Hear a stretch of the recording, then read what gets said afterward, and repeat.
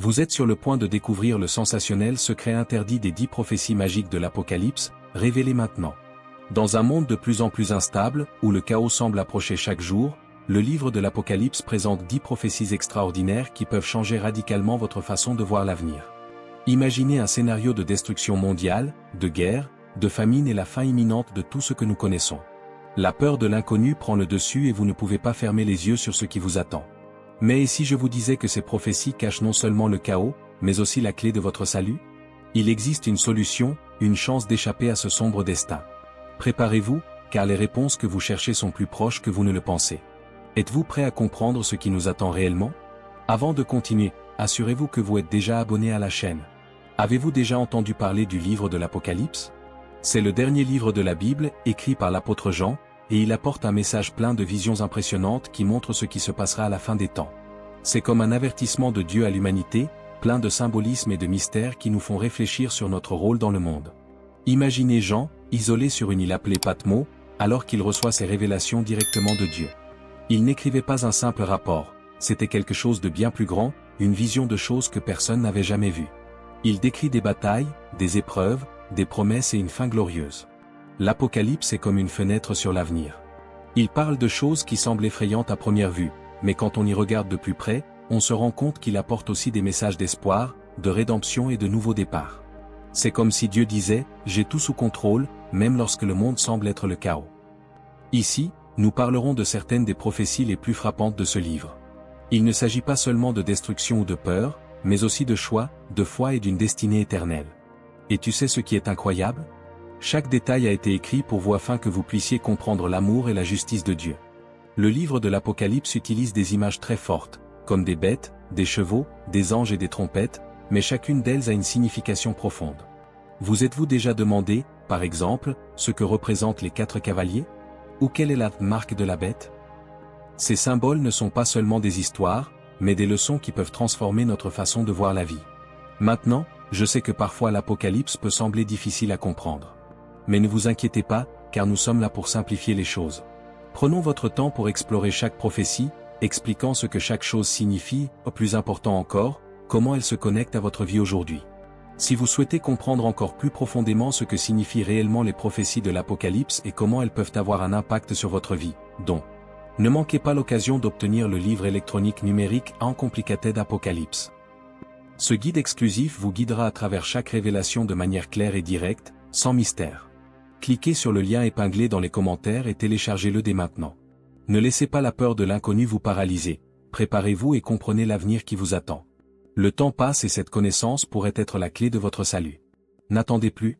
Un point important est que l'Apocalypse n'est pas seulement une affaire de catastrophe. Il parle aussi de victoire, de la façon dont le bien triomphe toujours du mal. Cela nous donne de l'espoir, surtout à une époque où le monde semble s'effondrer. Lorsque Jean a écrit ce livre, il se trouvait à une époque de persécution, où les chrétiens souffraient énormément. Ce message était donc un réconfort, montrant qu'en fin de compte, Dieu prend toujours soin de ses enfants et apporte la justice. Et cette vérité est aussi actuelle pour nous qu'elle l'était pour eux à l'époque. Si vous êtes ici maintenant, en train de lire ou d'entendre parler de cela, c'est parce qu'il y a quelque chose dans ce livre pour vous. Il n'a pas été écrit pour être un mystère fermé, mais pour que des personnes comme vous et moi puissent apprendre, grandir et se préparer à ce qui est à venir. Devons-nous plonger ensemble dans ces prophéties? Peu importe si vous connaissez déjà bien la Bible ou si c'est la première fois que vous en entendez parler, l'important est d'être ouvert à la compréhension et à la réflexion. Es-tu prêt? Alors commençons. Les 4 cavaliers de l'Apocalypse. Avez-vous déjà entendu parler des 4 cavaliers de l'Apocalypse? Ils apparaissent dès le début des visions de Jean, au chapitre 6 du livre de l'Apocalypse, et représentent différents types de crises qui vont frapper le monde. Chaque cavalier possède un cheval d'une couleur spécifique et porte une symbolique unique, comme s'il s'agissait de messages de Dieu pour avertir l'humanité. Le premier chevalier est monté sur un cheval blanc et porte une couronne, symbolisant l'accomplissement. Il représente le pouvoir qui progresse à travers le monde, souvent avec violence et manipulation, conduisant des nations entières au conflit et à la domination. L'épée qu'il porte n'est pas seulement une arme physique, mais une représentation de division et de guerre. Vient ensuite le cavalier sur le cheval rouge, qui symbolise la guerre. Il représente la destruction et le chaos qui surviennent lorsque l'homme décide de résoudre ses différends par la violence. Imaginez un monde plongé dans des conflits sanglants, où la paix disparaît complètement. C'est le scénario qu'il apporte. Le troisième cavalier monte un cheval noir et porte une balance, symbole de la faim et de l'inégalité. L'échelle montre à quel point les ressources deviendront rares et mal réparties, privant ainsi de nombreuses personnes des éléments de base nécessaires à leur survie.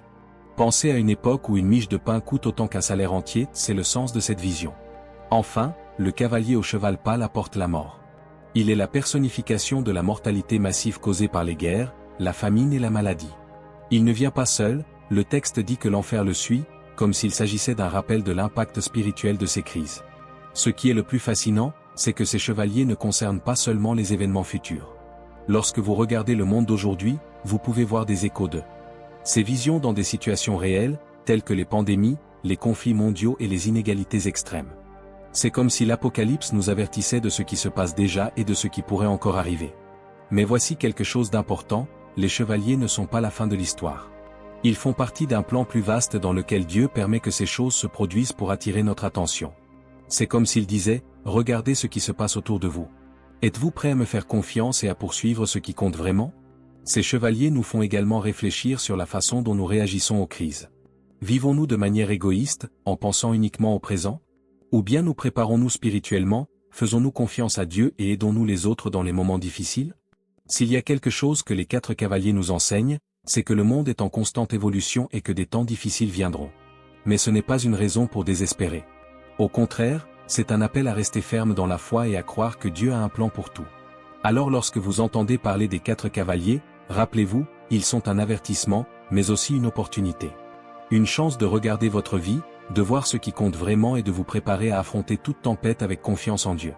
Veuillez maintenant vérifier si vous laissez déjà un like sur cette vidéo. La Grande Tribulation. Parlons maintenant de la Grande Tribulation, l'une des périodes les plus effrayantes décrites dans l'Apocalypse. C'est comme une alerte maximale, pour l'humanité, une période de souffrance intense, où des calamités, des persécutions et des défis inimaginables envahiront le monde. Imaginez un scénario où la douleur et l'angoisse sont partout, affectant tout le monde, sans exception. C'est l'image décrite dans la Grande Tribulation. Selon le livre de Matthieu, au chapitre 24, Jésus parle de cette période comme étant la pire qui soit jamais arrivée ou qui arrivera. Il décrit une période de détresse sans précédent, si dévastatrice que si elle n'était pas atténuée, personne ne survivrait. La Grande Tribulation sera marquée par des catastrophes naturelles, des guerres et de cruelles persécutions contre ceux qui suivent Dieu. La tension dans l'air sera palpable et beaucoup seront confrontés à des dilemmes concernant la foi et la survie. Mais l'Apocalypse ne concerne pas seulement le côté obscur des choses. Bien que la Grande Tribulation soit une période de douleur et de lutte, elle apporte également un message d'espoir. La parole de Dieu, comme toujours, ne nous abandonne pas même dans les moments les plus difficiles. Il dit que ceux qui restent fidèles, qui ne cèdent pas à la peur ou à la tentation de s'écarter du chemin, seront sauvés. Ils trouveront la paix et seront purifiés, comme le mentionne le livre de l'Apocalypse au chapitre 7, verset 14, où il est question des « vainqueurs » qui sortiront de la tribulation, avec leurs vêtements lavés dans le sang de l'agneau, Jésus. Si vous souhaitez comprendre encore plus profondément ce que signifient réellement les prophéties de l'Apocalypse et comment elles peuvent avoir un impact sur votre vie, ne manquez pas l'occasion de vous procurer le livre électronique numérique Apocalypse simple. Ce guide exclusif vous guidera à travers chaque révélation de manière claire et directe, sans mystère. Cliquez sur le lien épinglé dans les commentaires et téléchargez-le dès maintenant. Ne laissez pas la peur de l'inconnu vous paralyser, préparez-vous et comprenez l'avenir qui vous attend. Le temps passe et cette connaissance pourrait être la clé de votre salut. N'attendez plus. Ce temps de souffrance sera, en quelque sorte, une purification spirituelle, où ceux qui ont confiance en Dieu verront leur foi renforcée et seront protégés. Dans les moments de tribulation, les gens auront l'occasion de réfléchir sur leur vie, leurs choix, et qui sait, de chercher davantage auprès de Dieu. Malgré toutes les difficultés, les Écritures nous assurent que la tribulation sera limitée, qu'elle ne durera pas éternellement.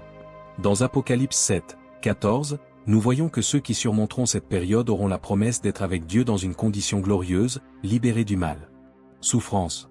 Par conséquent, la grande tribulation, bien qu'effrayante, n'est pas la fin de l'histoire, mais un pas vers la rédemption. Dans les temps modernes, les tribulations se manifestent dans les difficultés rencontrées par de nombreuses personnes à travers le monde. Les persécutions religieuses, les calamités naturelles et l'injustice sociale ne sont qu'un petit échantillon de ce qui est décrit dans l'Apocalypse. Cela nous fait réfléchir à la façon dont nous réagissons à l'adversité dans nos vies. Cherchons-nous Dieu en temps de crise ou nous détournons-nous de lui? Par conséquent, la grande tribulation nous enseigne l'importance d'être préparés, non seulement physiquement, mais spirituellement. Elle nous met au défi de renforcer notre foi, de faire confiance à Dieu même lorsque tout semble s'effondrer autour de nous. Et surtout, cela nous rappelle que, malgré les difficultés, il y a toujours de l'espoir pour les fidèles. La grande tribulation nous rappelle que nous sommes dans un monde temporaire, où les difficultés sont inévitables, mais où la victoire finale reviendra à ceux qui resteront fermes dans leur foi. Aussi difficile que soit le chemin, ce qui compte c'est qu'à la fin, la paix et le salut de Dieu prévaudront.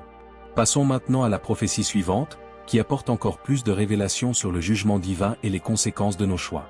Les 7 bols de la colère de Dieu. Entrons dans l'un des moments les plus intenses de l'Apocalypse, les 7 bols de la colère de Dieu. C'est le moment où Dieu déverse sa justice sur la terre, clairement et incontestablement, pour faire face au péché et à la rébellion de l'humanité.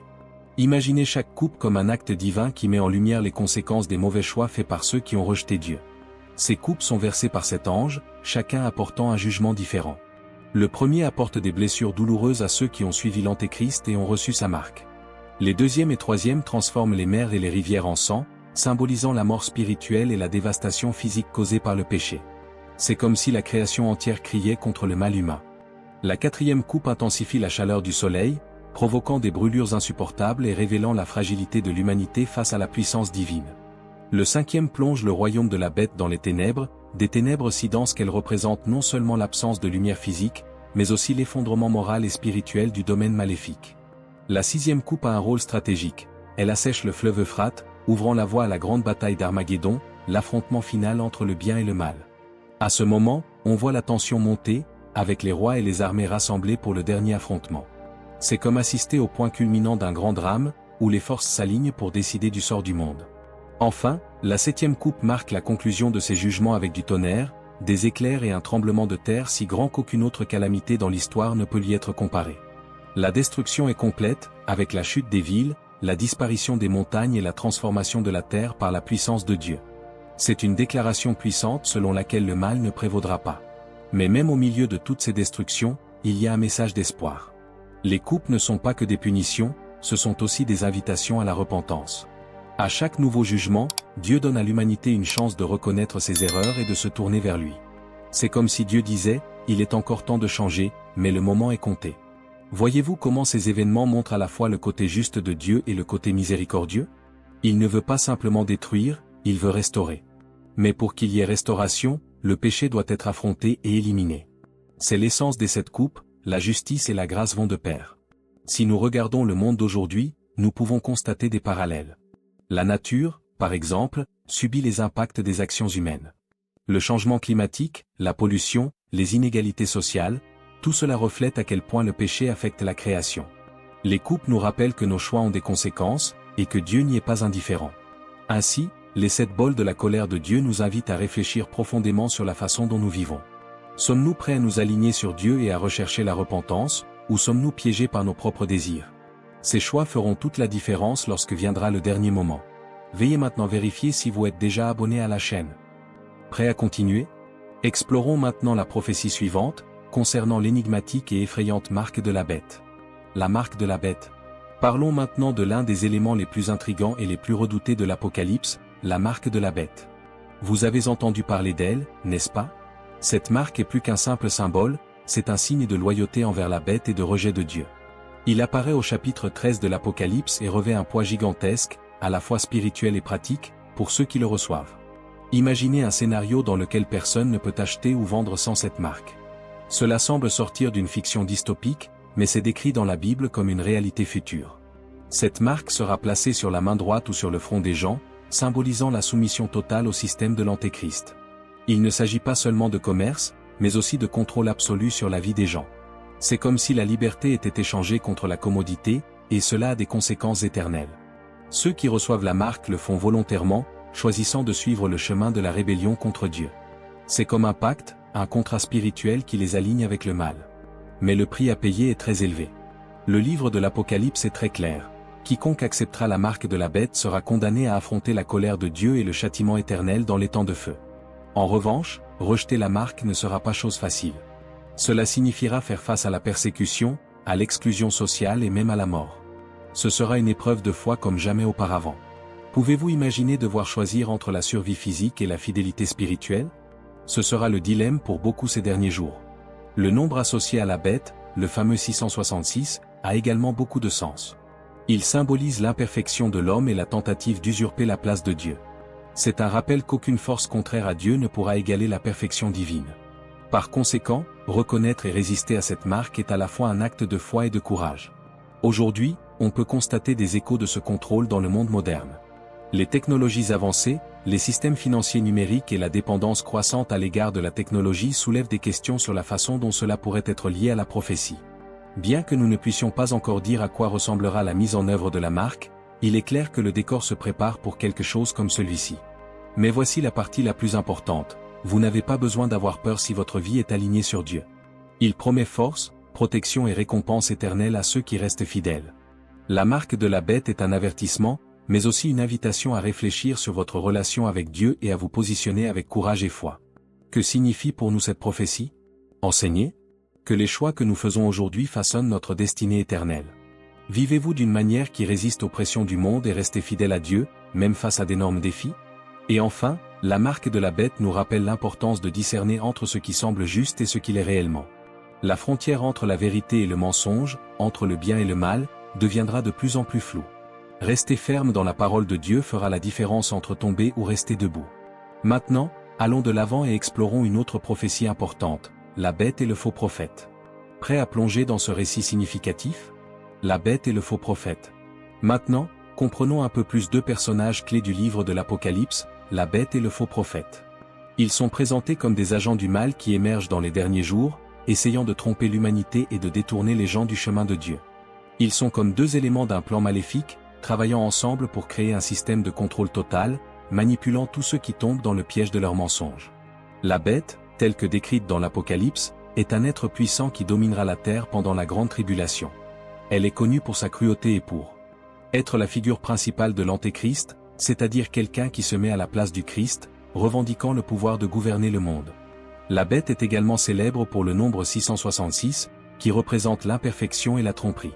Le chiffre 6 est considéré comme incomplet, et lorsqu'il est triplé, il renforce l'idée que, malgré toute sa force, la bête ne s'approchera jamais de la perfection divine. Même si elle semble invincible pendant un moment, sa défaite finale est assurée. Mais la bête n'est pas seule sur ce chemin. À côté d'elle, le faux prophète apparaît. Ce personnage est décrit comme un chef religieux qui accomplit des miracles et des signes pour convaincre les gens de suivre la bête. Il trompera les foules, faisant croire que l'Antéchrist est le véritable sauveur, manipulant la foi des gens et déformant le message de Dieu. Le faux prophète créera un faux sentiment de sécurité en encourageant le culte de la bête et utilisera son pouvoir religieux pour contrôler ceux qui sont déjà trompés. Le faux prophète jouera également un rôle crucial dans la mise en œuvre de la marque de la bête, encourageant chacun à l'accepter. Il convaincra les gens que c'est le seul moyen de garantir leur survie dans le nouveau système imposé par la bête, ce qui fera que beaucoup le suivront aveuglément. Cela peut sembler une grave erreur, mais c'est exactement ce contre quoi la Bible nous met en garde. Les signes seront si impressionnants que même les élus de Dieu seront tentés de suivre le faux prophète. Mais même si la bête et le faux prophète semblent avoir le contrôle, la Bible nous assure que leur fin est déjà déterminée.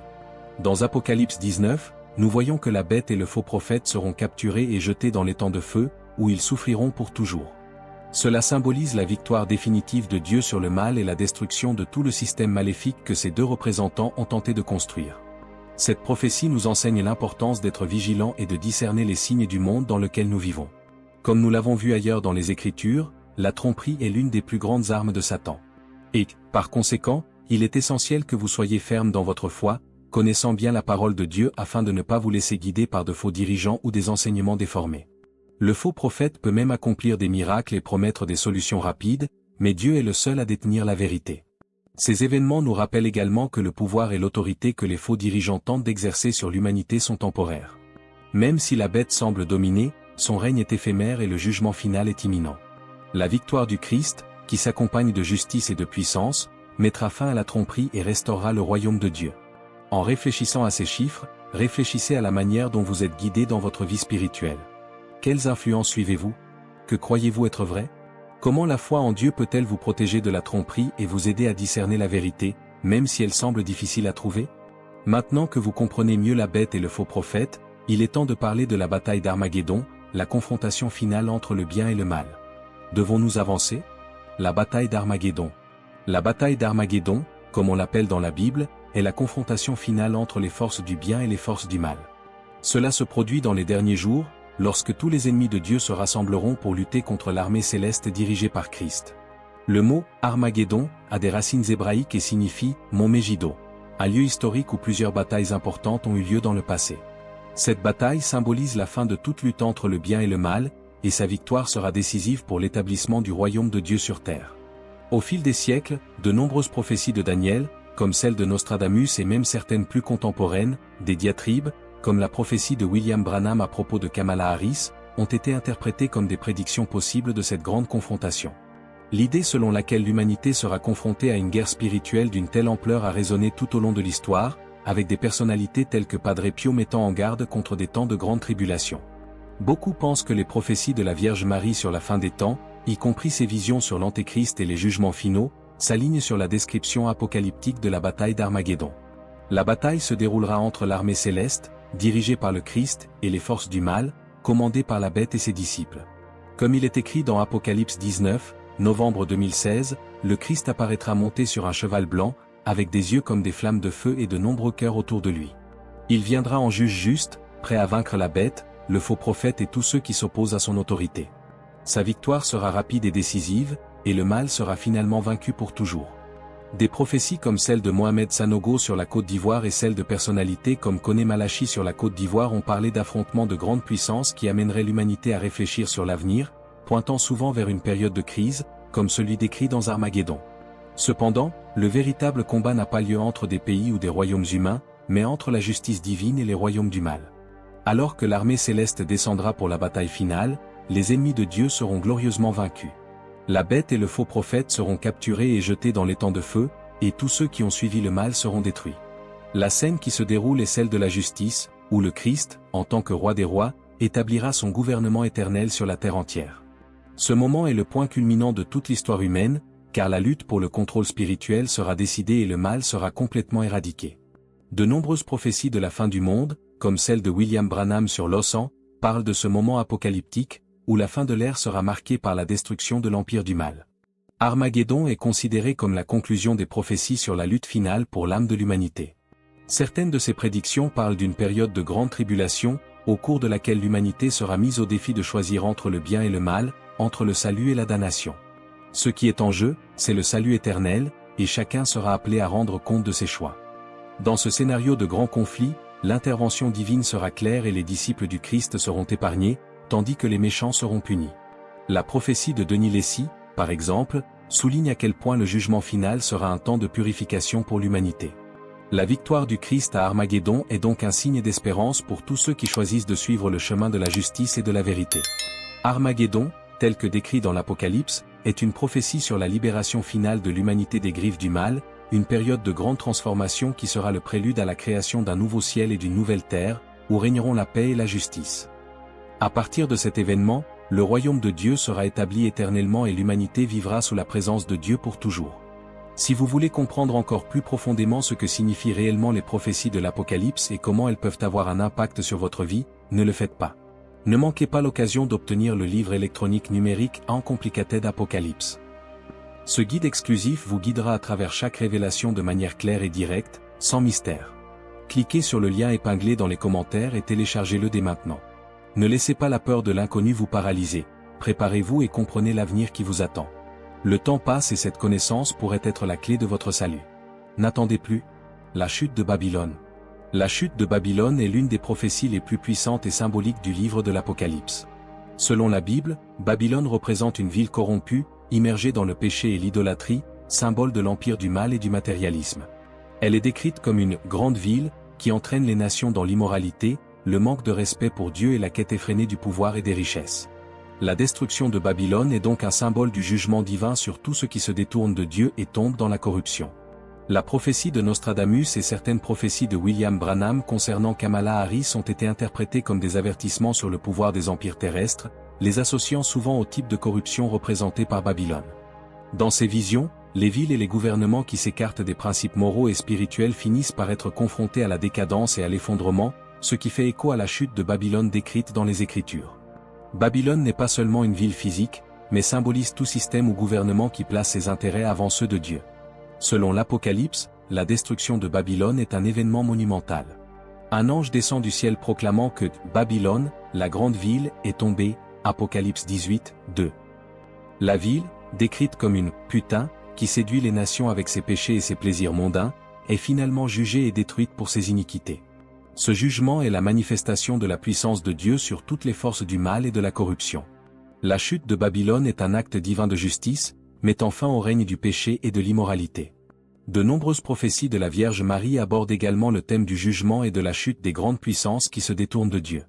Ils parlent d'une époque où les empires qui vivent de l'oppression, de l'injustice et de l'exploitation des plus pauvres et des plus vulnérables prendront fin.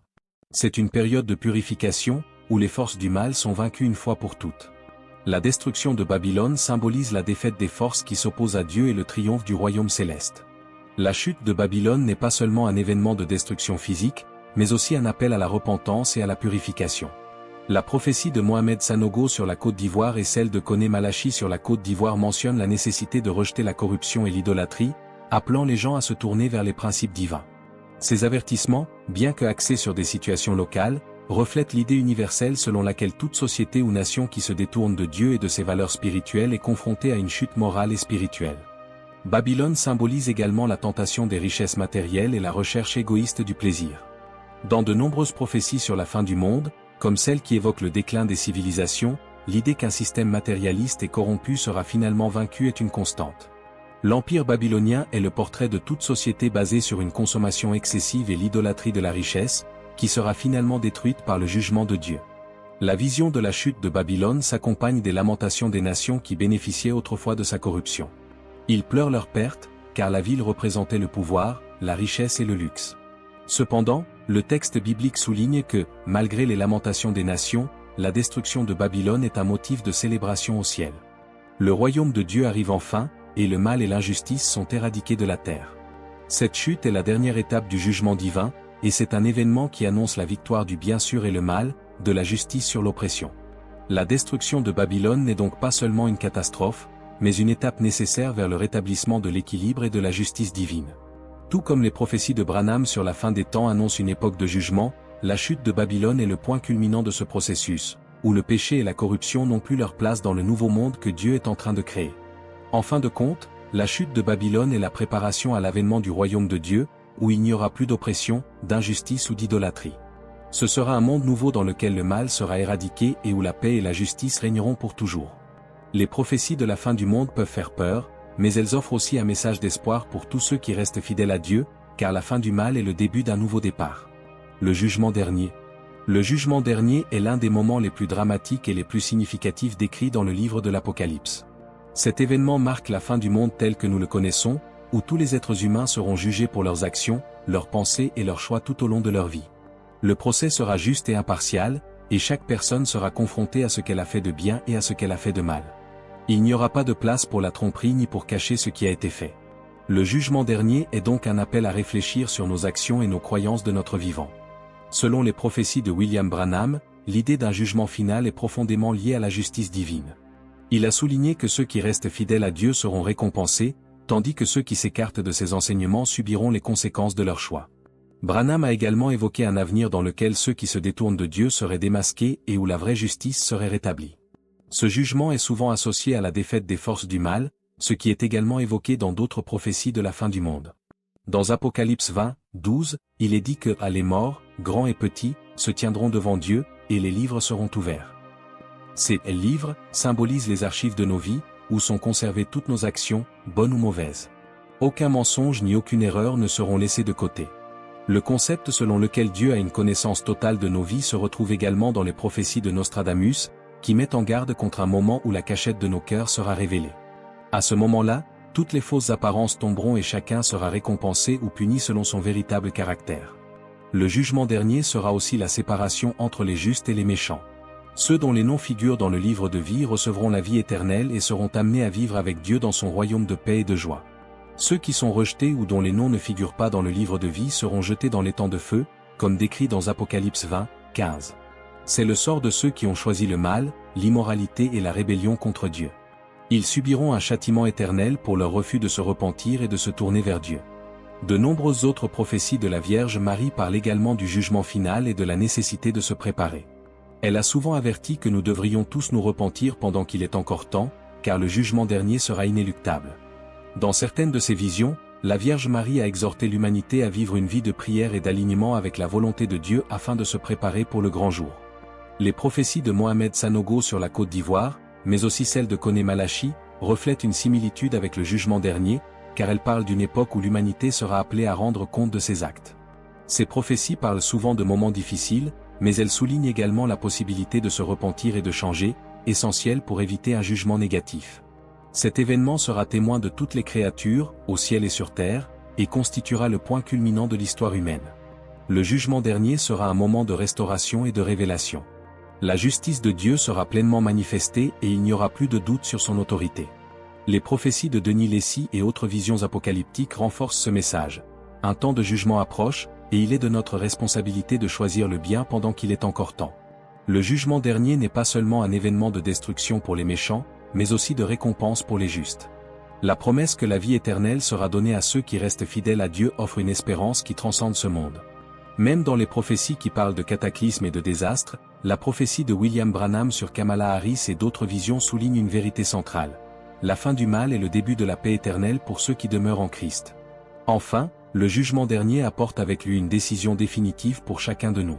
Cela renforce l'idée selon laquelle, même si nous avons des défauts, nous avons la chance de nous repentir et de changer pendant que nous sommes encore en vie. Et lorsque nous serons confrontés au jugement dernier, si nous sommes en Christ, nous serons accueillis dans un nouveau ciel et une nouvelle terre, où la justice et la paix régneront pour toujours. Nouveaux cieux et nouvelle terre. Après le jugement dernier, le livre de l'Apocalypse nous présente une vision pleine d'espoir, la création des nouveaux cieux et de la nouvelle terre. C'est le dernier et le plus glorieux chapitre de l'histoire humaine, où tout sera restauré et renouvelé, libéré de la souffrance, de la douleur et de la mort. Ce décor symbolise non seulement un nouvel environnement physique, mais aussi une transformation spirituelle radicale pour tous ceux qui restent fidèles à Dieu. Au lieu d'un monde marqué par l'injustice, le chaos et l'affliction, il y aura un lieu de paix éternelle, où Dieu habitera avec son peuple. Dans la prophétie de William Branham, la vision des nouveaux cieux et de la nouvelle terre est profondément liée à la promesse d'un règne du Christ, où toutes choses seront rendues nouvelles. Branham croyait que cette restauration ne serait pas seulement un événement futur, mais un appel aux fidèles à commencer à expérimenter la transformation de leur cœur et de leur vie dans le présent. Pour lui, le paradis ne serait pas seulement un lieu après la mort, mais une réalité spirituelle qui commence à être expérimentée maintenant, alors que nous nous abandonnons complètement à Dieu, si nous voulons comprendre encore plus profondément ce que signifient réellement les prophéties de l'Apocalypse et comment elles le sont. Peut avoir un impact sur votre vie, ne manquez pas l'occasion d'obtenir le livre électronique numérique Uncomplicated Apocalypse. Ce guide exclusif vous guidera à travers chaque révélation de manière claire et directe, sans mystère. Cliquez sur le lien épinglé dans les commentaires et téléchargez-le dès maintenant. Ne laissez pas la peur de l'inconnu vous paralyser, préparez-vous et comprenez l'avenir qui vous attend. Le temps passe et cette connaissance pourrait être la clé de votre salut. N'attendez plus. Ce nouveau monde, décrit dans Apocalypse 21, sera un endroit sans larmes, sans douleur, sans mort. Dieu essuiera toute larme des yeux de ses serviteurs, et toutes les choses anciennes passeront. La prophétie de Nostradamus aborde également les thèmes du renouveau et de la restauration, quoique en termes plus sombres et plus catastrophiques. Cependant, la vision chrétienne des nouveaux cieux et de la nouvelle terre offre un contraste radical. La rédemption de tout ce qui a été perdu, sur fond de paix et d'harmonie éternelle.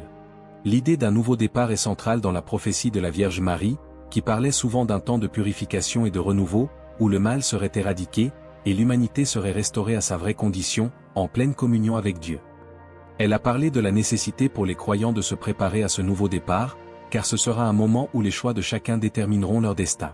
Dans une perspective plus large, les prophéties de Mohamed Sanogo, concernant principalement la Côte d'Ivoire, mettent également en évidence une transition d'une époque de turbulence à une époque de paix. Bien qu'il ne parle pas directement des nouveaux cieux et de la nouvelle terre, il reflète l'espoir d'un avenir où prévaudront la justice et la paix.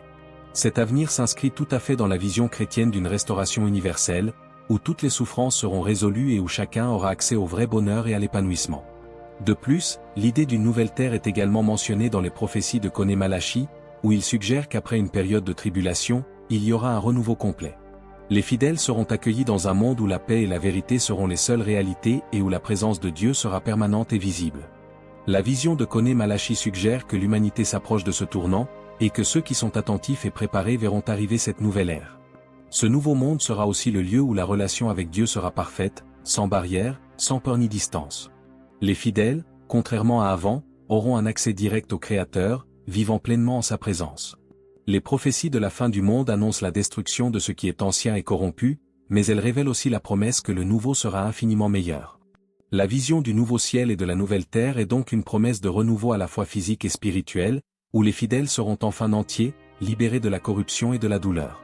À l'approche de cette fin des temps, l'invitation est claire, choisissez de vivre dès maintenant selon les principes divins afin de faire partie de la promesse d'un monde nouveau. Cette transformation commence maintenant, dans nos cœurs, et culminera avec la création de ce nouveau ciel et de cette nouvelle terre, où nous vivrons avec Dieu pour toujours. Les prophéties de William Branham concernant Kamala Harris et d'autres avertissements concernant les temps difficiles peuvent être considérés comme un rappel que les choix faits ici et maintenant ont des implications éternelles. Un avenir glorieux nous attend et chacun est invité à participer à sa promesse. La victoire finale du Christ. Imaginez un instant un scénario sombre, où les forces du mal dominaient le monde. Le chaos s'est emparé des nations, l'injustice a corrompu les cœurs humains et les ténèbres du mal semblaient impossibles à dissiper. À chaque coin de rue, la peur se propageait comme une épidémie et le mal semblait invincible. Mais au plus fort de cette obscurité, une silhouette apparaît à l'horizon, montée sur un cheval blanc, avec des yeux comme des flammes de feu et l'épée de la justice prête à couper une fois pour toute la corruption du monde. Ce personnage n'est autre que Jésus-Christ, le roi des rois, le Seigneur des seigneurs. La prophétie de William Branham sur la victoire finale du Christ montre clairement que lorsque tout semblera perdu, lorsque le mal et la destruction sembleront dominer de manière irréversible, Christ reviendra dans la gloire. Son retour sera comme une tempête, soudaine et implacable, comme un éclair qui déchire le ciel, apportant la lumière aux ténèbres éternelles. Ce qui semblait impossible, la défaite du mal, se réalisera sous les yeux de tous. Et il n'y aura pas d'échappatoire pour ceux qui se sont alliés aux forces du mal. Imaginez les derniers jours décrits dans tant de prophéties, y compris la prophétie de Nostradamus et les visions apocalyptiques de bien d'autres, où l'humanité vit dans une époque de désespoir, avec des guerres, des catastrophes naturelles et une famine dévastatrice. La plupart des gens choisissent de suivre le chemin de l'Antéchrist, acceptant sa marque comme une forme de survie, ignorant les conséquences éternelles de leur choix. Mais au moment décisif, la vérité éclate sans relâche. Le Christ, le conquérant, apparaît non pas pour faire miséricorde à ceux qui se sont livrés au mal, mais pour juger et détruire ceux qui se sont détournés de Dieu, ceux qui ont choisi de suivre le chemin de la destruction. Au plus fort de la bataille, les forces du mal, dirigées par l'Antéchrist et ses partisans, se rassembleront contre le Christ dans une confrontation épique. C'est la bataille d'Armageddon, où la prophétie de la Vierge Marie parle d'une époque de grande tribulation et d'épreuves. Les ennemis de Dieu, confiants dans leur suprématie, affronteront le Fils de Dieu. Mais ce qu'ils ne savent pas, c'est que le Christ, monté sur son cheval blanc, vient avec le pouvoir de détruire tout ce qui est impur, ce qui représente la corruption et le mal. D'un seul coup d'épée, la victoire est assurée. La bataille est rapide et décisive, car Jésus-Christ n'a pas besoin d'armée ni de stratégie compliquée. Il est la vérité et la lumière, et son simple commandement suffit à dissiper les forces des ténèbres, à détruire ceux qui choisissent le mal. Tous ceux qui se sont alignés sur la bête et le faux prophète seront jetés dans l'étang de feu, où ils subiront un châtiment éternel pour leurs péchés et leurs mauvais choix. C'est la fin du mal, le moment où tout ce qui est corrompu sera purifié par la justice de Dieu. Les paroles de Padre Pio résonnent ici, avertissant l'humanité de se préparer à cette confrontation finale. Il a prévenu que ceux qui ne seraient pas en phase avec la volonté de Dieu seraient perdus à jamais, sans espoir de rédemption. C'est un avertissement clair et terrifiant, il n'y aura pas de seconde chance. La victoire du Christ sera définitive et chacun devra faire face aux conséquences de ses choix. La prophétie de Branham à propos de Kamala Harris et les implications qu'il a vues pour les personnalités politiques d'aujourd'hui font également partie de ce scénario, dans lequel, en fin de compte, tous les royaumes de la terre, aussi puissants ou influents soient-ils, succombent au règne du Christ. Lorsque le royaume du mal se désintègre, il se perd dans les flammes du jugement divin, tandis que le royaume du Christ est établi pour toujours. Et voici la vraie terreur, il n'y aura pas d'échappatoire. Ceux qui choisissent de suivre les ténèbres, ignorant les avertissements, se retrouveront à la merci de la justice de Christ. Ils verront, dans un moment de repentance tardive, que leur opportunité de salut est passée. Le destin éternel est déjà scellé. Alors, demandez-vous, quand ce moment viendra, quel sera votre choix? Où serez-vous lorsque la victoire finale du Christ sera déclarée? La prophétie de Mohamed Sanogo, qui parle de la Côte d'Ivoire, prévient que nous ne pouvons ignorer les signes et qu'un grand jugement nous attend. La victoire du Christ ne sera pas seulement un événement du passé, mais une réalité continue. Une fois qu'il aura gagné, le mal n'aura plus jamais de pouvoir. La victoire du Christ nous rappelle amèrement qu'en fin de compte, il n'y aura que deux options, la rédemption éternelle, aux côtés du roi des rois, ou la destruction éternelle, loin de sa présence. Les portes du ciel seront fermées à ceux qui rejettent la vérité et la justice. nouveaux cieux et nouvelle terre. Imaginez un instant un scénario dans lequel tout ce que vous savez a disparu. Le monde tel que nous le connaissons a été ravagé par les catastrophes, les guerres et la dévastation. Les villes tombent, les mers débordent et le soleil semble s'éteindre. La terre, autrefois un jardin d'une beauté indescriptible, est aujourd'hui en ruine. Mais au milieu de ce chaos, un nouvel espoir surgit. La fin n'est pas seulement la fin de tout, mais le début de quelque chose de magnifique, quelque chose qui va au-delà de tout ce que votre esprit peut imaginer. Si vous voulez comprendre encore plus profondément ce que signifient réellement les prophéties de l'Apocalypse et comment elles peuvent avoir un impact sur votre vie, ne manquez pas l'occasion d'obtenir le livre électronique numérique Uncomplicated Apocalypse. Ce guide exclusif vous guidera à travers chaque révélation de manière claire et directe, sans mystère. Cliquez sur le lien épinglé dans les commentaires et téléchargez-le dès maintenant. Ne laissez pas la peur de l'inconnu vous paralyser, préparez-vous et comprenez l'avenir qui vous attend. Le temps passe et cette connaissance pourrait être la clé de votre salut. N'attendez plus. Après le jugement final, lorsque chaque être humain sera jugé, Dieu non seulement détruira et punira, mais fera quelque chose de bien plus grand. Il créera de nouveaux cieux et une nouvelle terre, un lieu où la douleur, la souffrance et la mort n'auront plus leur place. Les paroles de Malachie, dans ses prophéties, parlent d'une restauration absolue, où les blessures du monde seront guéries et un nouveau départ sera donné à toute la création. Ce qui semblait perdu sera restauré à la perfection. Ce nouveau monde ne sera pas seulement une reconstruction de l'ancien, mais une transformation complète. Il n'y aura plus de larmes, plus de faim, plus de douleur, plus de lamentation. Dieu lui-même habitera avec son peuple et les fidèles vivront dans un état de bonheur éternel, où la paix sera complète et permanente. Nostradamus et d'autres prophètes avaient déjà prédit qu'à la fin des temps, l'humanité serait confrontée aux pires ténèbres, mais qu'à la fin, la lumière de Dieu apporterait une ère de gloire. Vous vous demandez peut-être, comment est-ce possible? Comment un monde aussi brisé peut-il se régénérer? La réponse réside dans la promesse divine. Lorsque le Christ aura vaincu le mal et purifié la terre, tout sera nouveau. La prophétie de Branham sur la Côte d'Ivoire, par exemple, ne se limite pas à un seul endroit, mais fait référence à la renaissance mondiale, à la promesse que, où que vous soyez, Dieu apportera une restauration universelle. Ceux qui se repentent et acceptent le royaume du Christ auront une place dans ce monde nouveau et parfait. Mais qu'est-ce que cela signifie pour vous? Pour ceux qui s'accrochent à la foi et à l'espérance, pour ceux qui cherchent à vivre selon les enseignements du Christ, ce monde nouveau sera la récompense définitive. Contrairement à ce que beaucoup ont prophétisé, avec la prophétie de William Branham sur Kamala Harris et tant d'autres avertissements, où l'humanité connaîtrait une destruction sans fin, Dieu nous offre une chance de véritable transformation. Non seulement il détruira mais il renouvellera la création selon sa perfection. Imaginez une vie où vous n'aurez plus à craindre l'avenir, où il n'y aura plus d'anxiété, de maladie ou de mort. La prophétie de la Vierge Marie parle aussi d'un monde où les gens vivront en paix, adorant Dieu en esprit et en vérité, sans les distractions et les corruptions du monde antique. Une nouvelle terre, une nouvelle ère, où la justice et l'amour de Dieu régneront en maître. C'est un monde dans lequel les gens entretiennent des relations harmonieuses, sans haine, sans violence. Où les catastrophes naturelles ne constituent plus une menace, où les cœurs humains ont été transformés, non pas par la peur, mais par l'amour et la grâce de Dieu. La création elle-même, autrefois sujette à la corruption, sera restaurée et la nature révélera sa beauté originelle. La prophétie de la fin du monde parle de cette fin, mais cette fin est en réalité le début d'une nouvelle réalité. Cependant, cette espérance ne sera accessible qu'à ceux qui se repentent et choisissent de suivre le chemin de la justice.